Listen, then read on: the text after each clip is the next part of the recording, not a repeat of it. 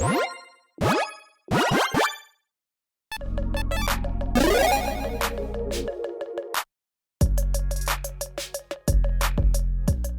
everyone, Mitch coming in from Not the Commander Score Studio. Welcome to the show. So, spoiler season for Murders at Karlov Manor is over, and that means, well, a few things. Number one, it means that, well, you get the Golden Pig Awards where I talk about my favorite commanders from the set and from the precons, and if you haven't seen that episode, make sure you check that out. And number two, aptly named, we've got the Golden Toilet Awards where I talk about my least favorite commanders from the set and the precons. So, with all that said, let's jump into those. So let's start things off at number 10 with Feather Radiant Arbiter. Now, I do want to mention that when it comes to these commanders, some of them I really don't like. Others I'm kind of nitpicking because there are just certain aspects to them I don't like. And yeah, just a single line of text can kind of just ruin a commander for me in one way or another. 4/3 Flying Lifelink Angel for 3 mana in Boros. Whenever you cast a non-creature spell that targets only Feather Radiant Arbiter, you may choose any number of other creatures that spell could target and pay 2 for each of those creatures. If you do, for each of those creatures, copy that spell. The copy targets that creature. Copies of permanent spells become tokens. This is kind of like, in my opinion, like a weird combination of like Ivy. I believe Ivy's the Simic commander. And then like Zada. But it's just like a worse version of each, and it kind of plays, in my opinion, pretty weird in that, sure, you can do some things that each of them do, but you're doing them both worse. There's also, I guess, a third option where you can target your opponent's creatures, though that rarely is what you want to do. So, unless I'm missing something completely, yeah, I just feel like this commander is just somewhat, again, in between what two other designs was and not doing anything nearly as well. And it's just kind of off to me. So I am very sorry, Feather. I like the attempt, but yeah, overall, I do think that you are worthy of the 10th place of the Golden Toilet Award. Next up, Trostani Whispers, a 4/4 Dryad for 3 mana in Selesnya. Pay 1 and a green, give a creature Death Touch. Pay Selesnya, target creature gains Vigilance until end of turn. Pay 2 and a white, target creature gains Double Strike until end of turn. So this is a commander that kind of actually reminds me of Zakama in a way with like, hey, so many activated abilities. That being said, this like doesn't really have cohesion to me. Like it is, okay, yeah, you can give your own creatures that. You can give your own creatures, Vigilance, Double Strike, Death Touch, whatever you need to do. Or you can politic with it. Yes, you can politic with it, and that's probably what you really want to do with this, where you're like, okay, that player's swinging at that player, that creature's blocking, I don't like that creature. Hey, if I give your creature Death Touch, that benefits both of us. Or like, hey, you're getting through on that player, I'll give your creature Double Strike. That being said, I think that they could have gone like one step further with this one, maybe like eliminate one of these abilities and then add like, hey, when you target an opponent's creature, make a food token or something. I don't know. Like something other than just like, hey, here's a blank 4/4 for 3 mana that has mana abilities you have to just dump a lot of mana into to get anything out of.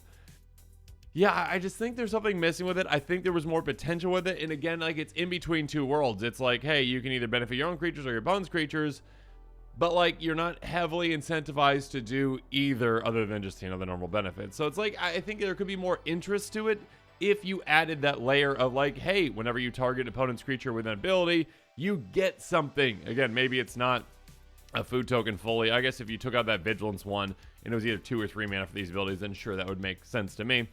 Or like, you scry, or you do something. You get some kind of a benefit for targeting an opponent with an ability, opponent's creatures with ability. I think that could have made it a lot more interesting. I think it's just held up just a little bit because of that. So, Trostani Whispers, unfortunately, you are 9th place in the Golden Toilet Awards. Next up, Tesa Opulent Oligarch, a 2/3 human advisor with Death Touch for 3 mana in Orzhov. Beginning of your end step, investigate for each opponent who lost a life this turn. Good start. Whenever a clue you control is put in a grave from the battlefield, create a 1/1 white and black spirit creature token with flying. This ability triggers only once each turn. So This is one of those, I mean, and I think Wizards put an article out in the most recent couple of months or whatnot, essentially about like why they do certain limiting things. And it's like, yeah, sometimes it's needed, but like more and more lately, they're throwing on things like activate only at sorcery speed, or this ability triggers only once each turn. And as a Johnny, not a Johnny the Planeswalker, but a Johnny, someone who likes to build decks like with Rube Goldberg type machine kind of ways, I really hate that line of text. Sometimes it's needed. It is, in my opinion, not needed on this one. Yeah, could that lead to some really explosive big turn plays? Absolutely. Is that overly powerful in my opinion? Absolutely not.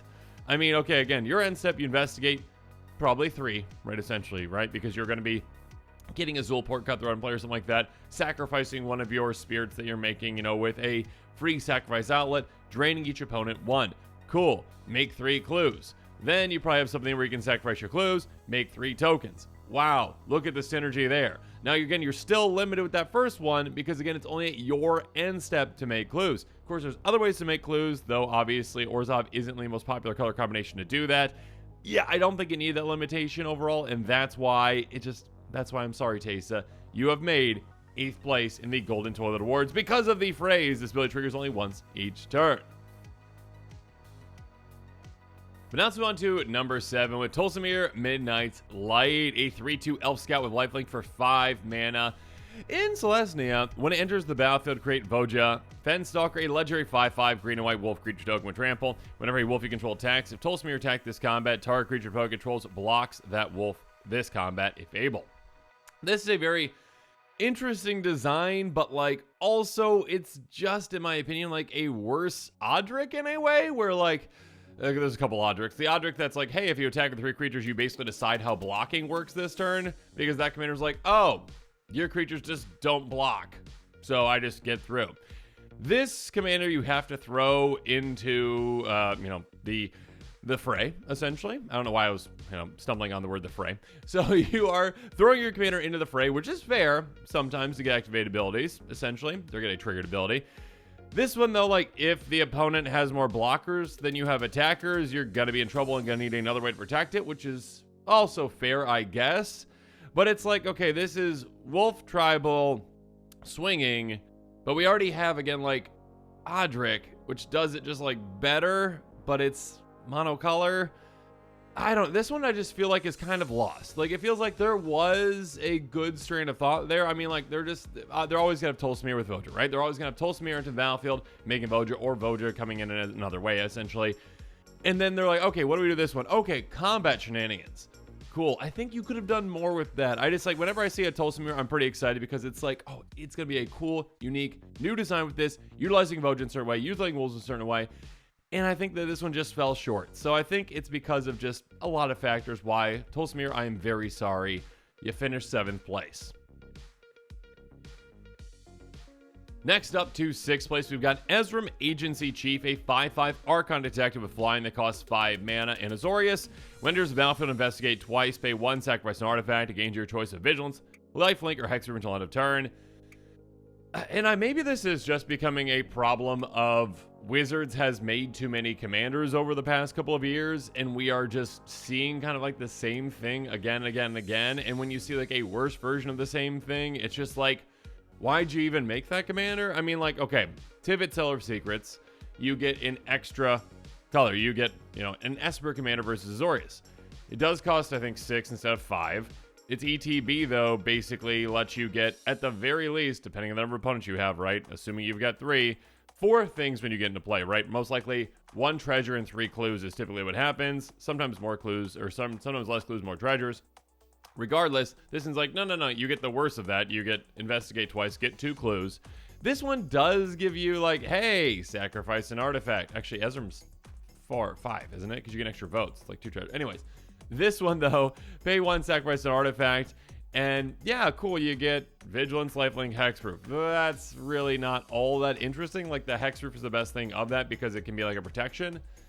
Being able to sacrifice artifacts can be interesting, though, so you can, play with artifact synergies, but, like, overall, it's just, again, when you see, like, a worse version of another commander that's not really doing much, if it was doing other things with that clue, it's like, hey, whenever you sacrifice a clue, mill someone 5 or something like that. Do something with those clues, not just like, hey, sacrifice an artifact and ooh, keywords. Like, unless it's like, in fact, I don't know, like something interesting, something different, something off the wall, instead of just like, okay, here's something what another commander does, but worse, and then something not all that interesting on top of it. So overall, I think I'm just disappointed with this one overall.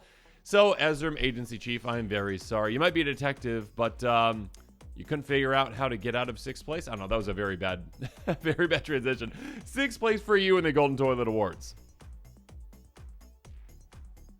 Moving on to number 5, we've got Rakdos, Patron of Chaos, a 6/6 demon with Flample that costs 6 mana. In Rakdos, of course. Beginning of your end step, target opponent may sacrifice 2 non-land, non-token permanents. If they don't, you draw 2 cards. I think that Wizards kind of babies certain things in Commander, which is fair because, I mean, they get a lot of pushback when there are certain things like land destruction and, you know, Staxy kind of effects like Turgid. This is nowhere near like a Turgid, essentially. This is, hey, do you want bad things to happen to you? No? Okay, I get good things. Versus like, oh, okay, instead of being like, if they don't, they discard a card, you draw a card, so there's still like a downside to it. Like, I would rather there be a harder decision point for that player versus you be like, oh, okay, I just have a commander that just draws me 2 cards at the beginning of my end step. There are already commanders that can do that, if not better. Yeah, you get a 6/6 Flampling Demon, but there are more powerful things out there too. Yeah, I think that this one's just, again, living kind of in an in-between decision point where it's like, okay, like, it's mean, but it's not. Because, again, the opponent's going to just be like, yeah, cool, take your cards. Or if every opponent has a lot of things to play that they're okay to sacrifice. Again, I do appreciate they said non-land, non-token. Actually, I don't appreciate they said non-land. I don't appreciate they said non-token. They didn't have to say non-land, really, because if players want to give up their lands, they won't give up their lands. But, like, also, like, they should have that decision point to be able to sacrifice lands, I think. So, yeah, I don't know. I think it just kind of, it's trying to be like, oh, I'm mean, but, like, you're not that mean, because most players don't like that being that mean, which is completely fair in some ways, but also make it an actual decision versus just, yeah, sure, draw your 2, whatever. Okay, cool. I get rid of your commander because it costs so much, and then it comes back into play, and then cool. You've got, like, a really expensive draw engine, essentially, that I can keep dealing with in different ways, and yeah, I don't think that it should have gone a bit meaner, in my opinion. It really should have gone a bit meaner. There should have been a harder decision point for players, or one that wasn't, like, you know, an actual, like, if you're gonna go non-land, non-token, then do, like, there's no may. Like, you know, the target opponent sacrifices 2 non-land, non-token permanents. Cool. Done.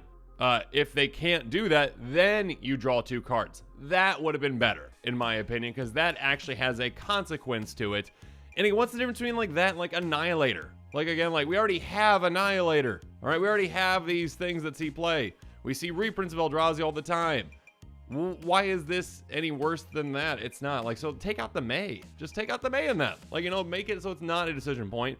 Make it so that there's a consequence to it.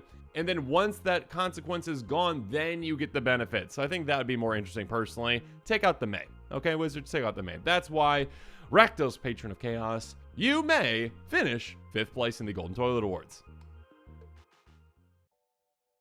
Next up, we've got Morska, Undersea Sleuth, a 2/3 Vidalcan Fish Detective, because that's the thing. For 3 mana in Bant, you have no maximum hand size. Beginning of your upkeep, investigate. Whenever you draw your 2nd card each turn, put 2 counters on Morska, Undersea Sleuth. So, this is one of those, and I don't know if you do this as well, but I typically read just like top to bottom with the abilities, which most people I think would do. But when I started reading, like, okay, you have no maximum hand size. Ooh, spicy. Okay, what's this gonna do? It's gonna help us draw. Okay. Investigate on your upkeep. Okay, like, that's not all that great. That's okay, like 1 card drawn potentially, and I have to pay 2 mana to do so. Or I can use the clues in different ways. Okay, do I have that last thing that interacts with clues maybe? No. Okay, like, if I draw a 2nd card each turn, I get 2 counters on this. Wow. This is one that just kind of, like, it built me up, and then it completely was like, and Voltron, and it's like, okay. It's not interesting when it could have been very interesting in what that does. It could have been, I mean, even if it's like draw your 2nd card each turn, I don't know, scry one, surveil one, make another clue.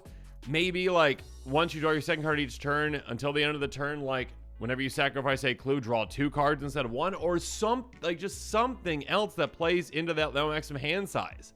Like the only thing that plays into the maximum hand size is giving you 1 clue, and then also like, hey, drawing 2 cards at a turn is somewhat good because you get a slightly bigger commander. And it's like, there's other ways to pump a commander. Like, I don't know. I think that's just very underwhelming. And again, I think when it comes to commanders like this, again, it just had potential. It had ways it could do cool things, and it's got a lot of build around components to it until it gets like, it gets slightly larger. No. Or like, I mean, if you're going to do that, instead, like, switch around the way this works. When you draw a second card each turn, get 2 counters on it. Sure. Then at the beginning of your upkeep, you're like, investigate equal to half the power of this, essentially. Like, investigate half the power times. Cool. So then it plays into the power of this and gives you clues based on how much power it has, or half that, not the full amount or whatever.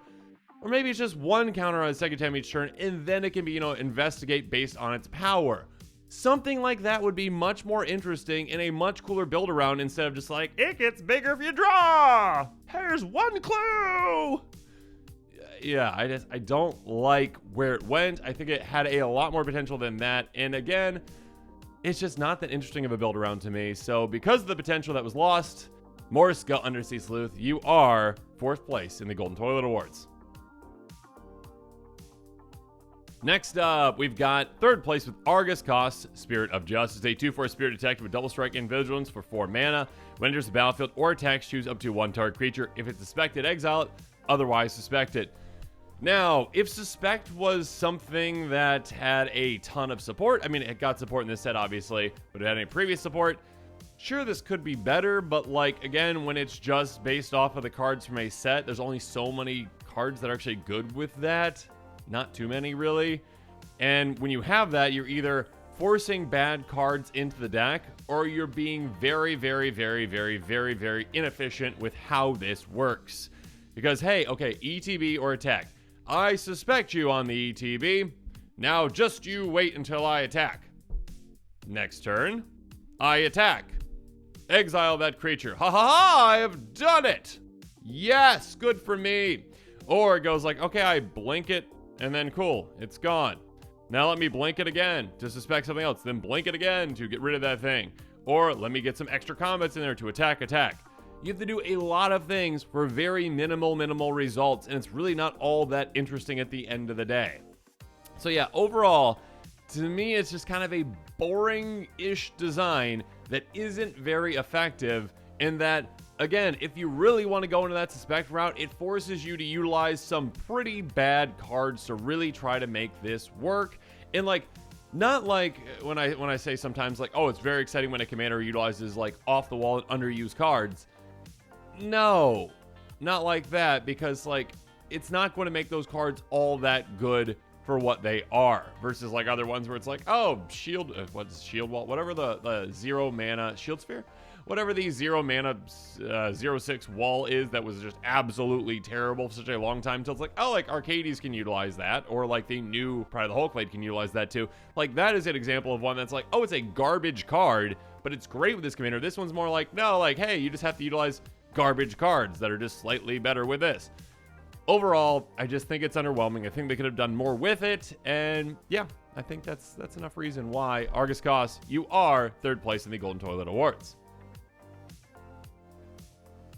But now we are moving on to number 2 with Delny's Streetwise Lookout, a 2/2 human scout for 3 mana in mono white. Creature control of power 2 or less can't be blocked by creature's power 3 or greater. If an ability of a creature control of power 2 or less triggers, the ability triggers additional time. Okay, I think at the end of the day, and this is actually something that Eddie and I said in an episode, I think we did like a 2024 wish list, and of course that wish list is already, already broken essentially with one of my wishes. I think both of us had the same wish essentially, but I think that when it comes to like the Panharmonicon type commander, where it's like double up a certain thing, it's kind of overdone at this point. We have seen not only doubling, but we've also seen tripling now to this point at the end of last year as well. And it's just kind of overdone, where we've seen it before. It is incredibly powerful. Yes, we know that. And now you're trying to say like, okay, like we already did like, doubling up triggers, but now, oh, this one's more specific, okay? This one is just if your creature has power 2 or less. Look how interesting that is. Wow. So it's like Elish Norn deck minus some creatures plus some creatures essentially. Sure, there is that slight like, hey, if you've got small creatures in your deck and your opponent's got big creatures, they can't block you. Cool. I mean, you could have taken out, in my opinion, the actual like trigger doubling and been like, okay, let's build into these small power creatures. Okay, creatures you control with power 2 or less can be blocked. Creatures power 3 or greater. Whenever a creature you control deals combat damage to a player, do something. Get something.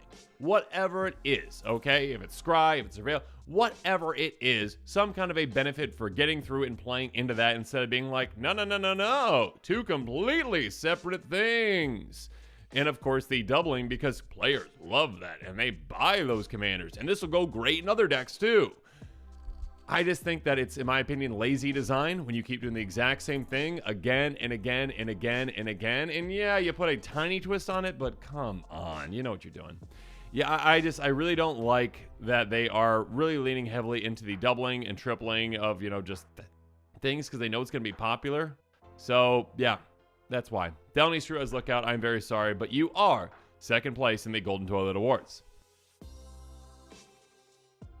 And now the moment that you've all been waiting for all episode, the first place finish in the Golden Toilet Awards.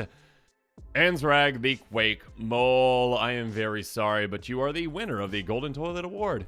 An 8/4 Mole God for 4 mana in Gruul. When it becomes blocked, untap each creature you control. After this combat phase, pay 3 red, green. Must be blocked each combat this turn if able. You made it too easy, Wizards. You made this combo with a ham sandwich, essentially. It's just way too simple. You literally put the combo on the card. You said, oh, okay, even if there was just that first part, at least you would have to get a lure effect in a way to make this and a blocking creature stay alive. But no, you threw the lure effect on this, so literally all you need is a way for this and another creature that an opponent controls to survive combats, and you basically just win. As long as you've got one other creature that can just get through infinitely, or if this has like trample and get over them. It's so easy. It's way too easy. This combos with, well, certain fog cards, like, Terrifying Presence, that can say like, hey, nothing deals combat damage except for that. So then this and the creature that's blocking it are just surviving, smacking each other in the face over and over again. And then also, indestructible. If an opponent has one indestructible creature, if any of your opponents have any indestructible creature, and then you can make this indestructible, congratulations. And even if not, like, let's say you've got a way to make your own commander indestructible, and then you've got like a withstand death that can make an opponent's creature indestructible, you can force that too. There's a lot of ways to ensure that this just combos and wins you the game. At the very least, if you are not comboing to win the game, this is just a repeatable board wipe because you're like, okay, cool. I make this indestructible. It has to be blocked in combat. I swing at each of you and take out every one of your creatures that are untapped. Yeah, this is just way too easy. And it's just 4 mana somehow. Wizards, what are you doing? Again, like when it comes to the designs of certain commanders, there is just a massive gap in power level sometimes where like you really push certain things just a bit too far, and then you also have other ones just lying in the dust doing absolutely nothing, and it just, the gap between them just makes no sense to me where it's just like this big. It's just absolutely huge. This is also the type of commander where I will also say that, unfortunately, I think this one might be pretty popular where some players, kind of like with Tergrid, might not realize like how powerful and how potentially annoying this is, and they're going to build an entire deck around it and play it. Everyone's like, oh, okay, cool. You did the thing. Congratulations. Can we play another game? Maybe you play a different commander. And I know not every playgroup's going to be like that. And yes, there are ways to stop it. Absolutely, there are. That being said, yeah, it's too easy. Wizards, stop making things that are too easy. Way too easy. Have some sort of just, you gotta build around to make it happen again. Literally, if you just took off that second part, which you knew what you're doing with that, take off that second part, and it is much more acceptable. You need a lure effect, and then you also need the indestructibility, or you need the fog effect. You need at least 2 things instead of just one, and be like, hey, I win, ha ha ha. Boring, Wizards, boring. So that's why, unfortunately, Wizards, yeah, this one's on you. I mean, all of them are on you. You designed them, right? Anzrak, the Quake Mole, I'm very sorry. Cool, I mean, overall thoughts, cool art, cool concept of a mole god. You are the #1 card in the Golden Toilet Awards, if I could talk. So with that, this episode is coming to a close. It's now time for me to hear from you. So let me know what I got wrong, because yeah, I know some of these commanders might be some of your favorites, and we have differing opinions on things, and that's okay. Or maybe you thought I was spot on. Yeah, maybe in the rare case that you thought I was spot on these. Comment below and let me know about that too. But let me know what your thoughts are. Again, it's completely fine to have different opinions, obviously, on what your favorite commanders are, what your least favorite commanders are. Some of my favorite commanders from my Golden Pig Awards might be your least favorite. So yeah, let me know. Watch that episode as well. Let me know why I'm wrong on those too. Comment below. And of course, as always, thanks again and have a good one. This show and episodes like this one are possible thanks to viewers like you. If you're looking for an easy way to help support this show, make sure that you like, share, and subscribe. Also, hit that bell notification icon so you don't miss any new episodes. You can also go check out our playmats and other merchandise at thecommandersquarters.com. We also have a ton of brand new t-shirt designs in stock, so make sure you check out those as well. Another easy way to support this show is with our TCG Player affiliate links. So whether you're buying a deck or individual cards, you can use this general link right here or one in the description. And the final way that you can support this show is by supporting us directly by becoming a patron. There are many benefits to being a patron, and I truly couldn't do this without all of their support.